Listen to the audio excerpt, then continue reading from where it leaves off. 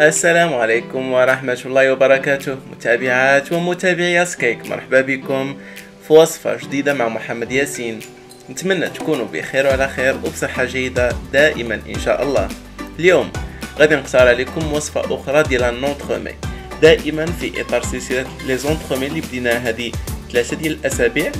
وصفة اليوم هي عبارة على ان نونتخومي فاني كراميل، كيتكون من ان بسكوي داكواز نوازيت والكروسيون ديالو، والانسير هو عبارة على ان كريمو كراميل، و عندنا كوم اون موس اون كريم ديبلوماد. ان نونتخومي اللي كيجي رائع بزاف بكل المقاييس، خصكم ولا بد تجربوه، راه كيستحق. اذا غادي نبداو الوصفه ديالنا على بركه الله بلو بسكوي داكواز نوازيت. اول حاجه غادي ناخذ ان بول نديرو فيه ابيض البيض طومبيري. من الاحسن تكونوا فرقتوا اصفر البيض على الابيض 3 ايام قبل ما تستعملوه، وتخليوه الابيض في حراره الغرفه، راه كيبقى ما كاين حتى شي مشكل، عكس اصفر البيض اللي خصو يتسهلك دغيا. غادي نزيدو على هذا الابيض البيض دونك شويه ديال الملحه، ونطربوه مزيان بالطراب الكهربائي حتى يطلع. وملي يطلع لينا ابيض البيض مزيان غادي نبداو نزيدو عليه شويه بشويه السكر سنيده، وحنا كنطربوه حتى نحصلوا على اون مورانغ اللي شاده في راسها مزيان. من بعد غادي نغربلو فوق هاد لا مورانغ سكر كلاصي، لا بودغ ديال النوازيت محمر والدقيق، وغادي نخلطو غير بشويه من الفوق لتحت، وحنا كندورو في لو بول ديالنا اون ماريز، نحاولوا ما نطيحوش لو بسكوي ديالنا، وبقى لينا غير نبوشيوه. هاد لو بسكوي اون فا لو بوشي في ان سيركل ديال 18 سنتيمتر. انا درت جوج لانني محتاج البسكوي الثاني في وصفه اخرى، نتوما غادي ديروا بطبيعه الحال فقط بسكوي واحد في ان سيركل ديال 18 سنتيمتر. نقادو هاد لو بسكوي ديالنا مزيان ونديروه من بعد في الفران اللي خصو يكون سخون على درجه حراره 170 لمده 11 دقيقه تقريبا، شالور تورنونت. ومن بعد ما يطيب لو بسكوي ويبرد غادي ناخدو ان سيركل ديال 16 سنتيمتر ونقطعو لو بسكوي ديالنا ونحطوه على جنب حتى نستعملوه. من بعد نمشيو نوجدو لو كروستيون اللي فايت لينا صايبناه شحال من مره. ناخدو ان بول صغير ندوبو فيه الشوكولا والحليب، ونزيدو عليه البراليني نوازيت، نخلطوهم بجوج مزيان مع بعض. الشوكولا خصو يكون دايب كومبليتمون مع احترام الحراره بطبيعه الحال، خاص الشوكولا ولاي ما يفوتش 45 درجه منين ندوبوه، سينو ما غاديش يبقى صالح للاستعمال. من بعد غادي نزيدو على هاد الشوكولا والبراليني الفويتين، واللي هو لانغريديون اللي يعطينا القرمشه في هاد الكروسيون. نخلطو الكل مزيان وندير طبقه من هاد لو كروسيون فوق لو بسكوي ديالي، طبقه ما تكونش غليظه، نسرحها مزيان فوق لا داكواز باستعمال اون سباتول كودي، ونحتفظ بهاد لو بسكوي ولو كروسيون في المجمد على الاقل ساعه واحده. ولا بغيتو صايبوا هاد لونتخومي في يوم اخر فتقدروا بيان سور تفيلميو هاد لو بسكوي والكروسيون تحتفظوا به لعده ايام، ما كاين حتى شي مشكل.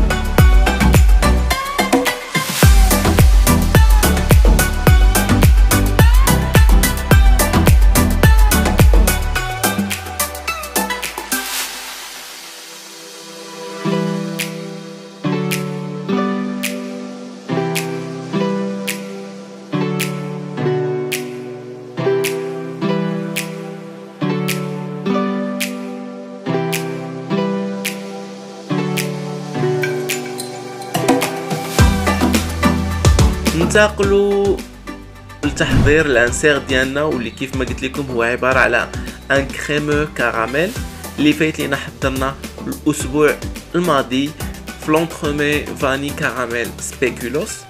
اذا غادي نبداو بلا جيلاتين ديالنا اللي غادي نيدغاتيوها بالماء البارد ونحتفظوا بها على جنب لمده 10 دقائق. ناخذوا كاسرونه ونديروا فيها الجلوكوز، السكر والماء، ونحطوها فوق نار متوسطه حتى نحصلوا على ان كراميل اللي اللون ديالو غامق شويه. بيان سور بور لو كراميل دائما نبقاو واقفين حدا الكاسرونه لانه كيتحرق دغيا. ملي نحصلوا على اللون اللي كنقلبوا عليه كيف ما قلت لكم كراميل اللي يكون اللون ديالو غامق شويه، لاننا من بعد غادي نزيدوا عليه لا كريم وغادي يولي فاتح. دونك هاد لو كراميل اون فا لو ديكوير، نحبسو لا كويسون ديالو باضافه الكريمه الساخنه. هاد لا كريم خصنا نكونو سخناها من قبل، ملي الكراميل يبدا يغمق اللون ديالو نسخنو لا كريم حتى تسخن مزيان، عاد اون فا ديكوير هاد لو كراميل بلا كريم ليكيد ديالنا.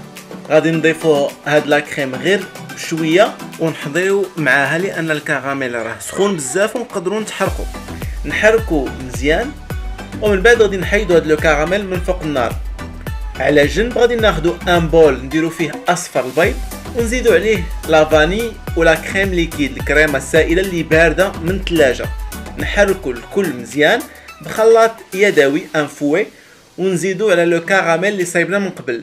غادي نردو الكل فوق البوطه على نار متوسطه ونوصلوا هاد الخليط ديالنا لدرجه حراره 83 حتى 84 درجه ماكسيموم. ما خصناش نفوتوا هاد درجه الحراره سينو غادي نحصلوا على اون اومليت بالكراميل. دونك 84 درجه ماكسيموم، ما بين 82 و 84 درجه.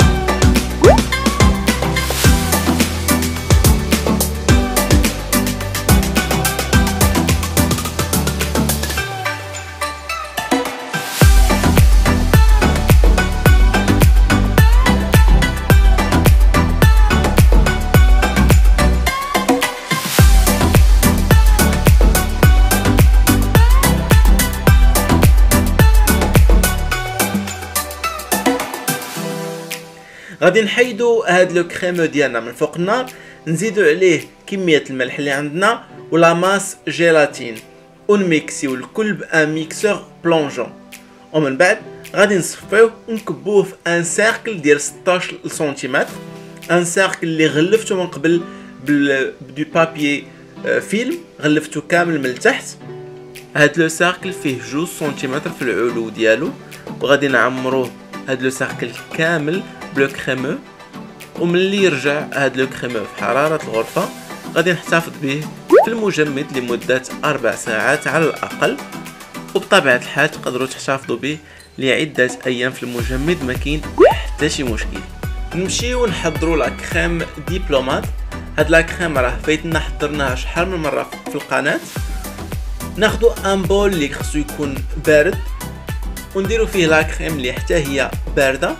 نذكركم ان لا كريم زياده على انها بارده فهي كتحتوي على 30% على الاقل من المواد الدسمه. ضروري انها تكون كتحتوي على هذا الكم من المواد الدسمه باش تطلع ملي نطربوها.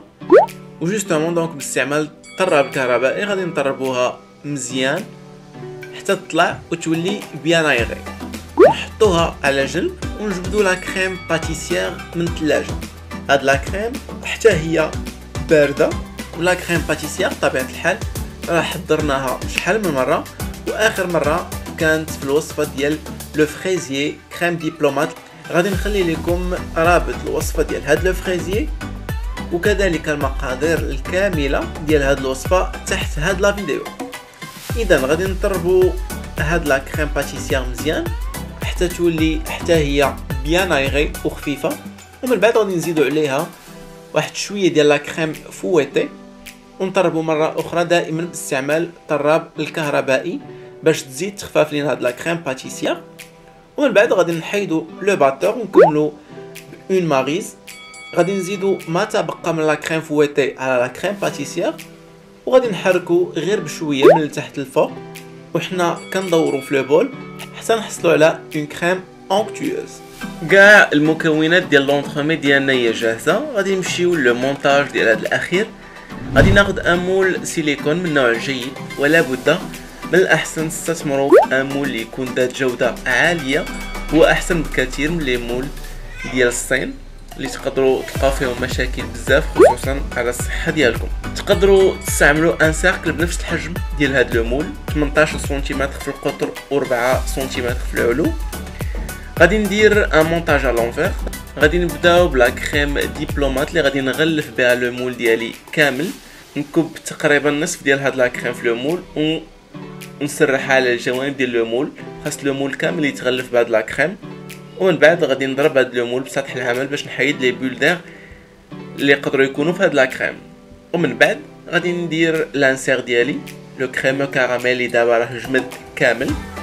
من فوق منه غادي ندير ما تبقى من لا كريم ديبلومات، نسرح مزيان اون سباتول كودي، وفي الاخير غادي نضيف لو بسكوي داكواز ديالي بلو كروسيون. لو كروسيون يكون هو اللي او كونتاكت مع لا كريم، نورك عليه مزيان حتى يدخل في لا كريم وتخرج من الجوانب هاد لا كريم. نقاد لو بسكوي مع لا كريم اون سباتول، ونحتفظ بهاد لونترومي فيلمي في المجمد لمدة 6 ساعات على الأقل، ومن الأحسن ليلة كاملة في ناقص 23 درجة. الغد لي غادي نصايب لو كلاصاج ديالي. اذا ناخدو كاسرونه غادي ندير فيها لا كريم والماء ونخليهم يسخنوا مزيان، وناخد كاسرونه اخرى غادي نصايب فيها ان كراميل، غادي نحطها فوق نار متوسطه وندير ثلث ديال السكر اللي عندي، وملي يذوب ليا هاد الثلث الاول غادي نزيد الثلث الثاني، وهكذا حتى يذوب ليا كومبليتمون هاد السكر ونوصل لو كراميل اللي بغيت. بالنسبه لهاد لو كلاصاج بغيت اللون ديال الكراميل يكون غامق بزاف، بطبيعه الحال نحضيو مع هاد لو كراميل باش ما يتحرقش. غادي ناخذ على جنب ان بول ونخلط فيه شويه ديال السكر سنيده وشويه ديال المايزينا ولا بودره الكريم باتيسيير اللي بغيتو ولا اللي عندكم، نخلطهم مزيان ونحتفظ بهم على جنب حتى نستعملهم من بعد ما نحصل على اللون اللي كنقلب عليه في الكراميل اللي كيف ما قلت لكم يكون غامق بزاف. غادي نطفي البوطه على هاد لو كراميل ونحبس لا كويسون ديالو بالخليط ديال الكريمه والماء اللي دابا راه سخون مزيان، وغادي نزيد غير شويه بشويه ونحضي بزاف مع هاد العمليه. اتونسيون خصكم تحضيو مع الكراميل لا تحرقوا.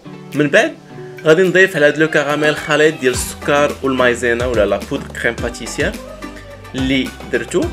غادي نخلط مزيان، دائما عندي النار طافيه، نخلط مزيان عاد نشعل البوطه مره اخرى على نار متوسطه ونبقى نحرك مزيان في لو كراميل حتى نحصل على اون كونسيستونس اللي بحال لا كريم باتيسيير.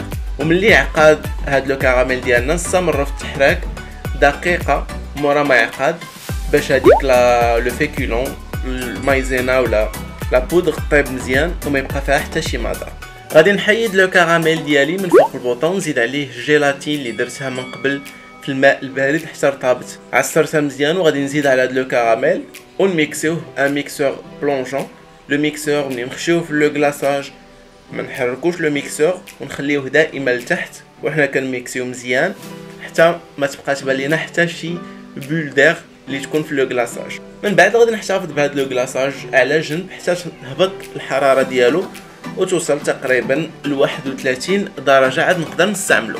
ملي لو كلاصاج ديالي يوصل ل 32 درجه غادي نخرج لونترومي ديالي من المجمد. كيف ما قلت لكم لونترومي راه فيلمي، نحيد لو فيلم اليمونتير ونحيد لونترومي ديالي من المول بكل سهوله غادي يتحيد. دونك هنا عندي لونترومي جامد ولو كلاصاج تقريبا في 31 درجه، وغادي نكلاسي لونترومي ديالي كيف ما درت شحال من مره.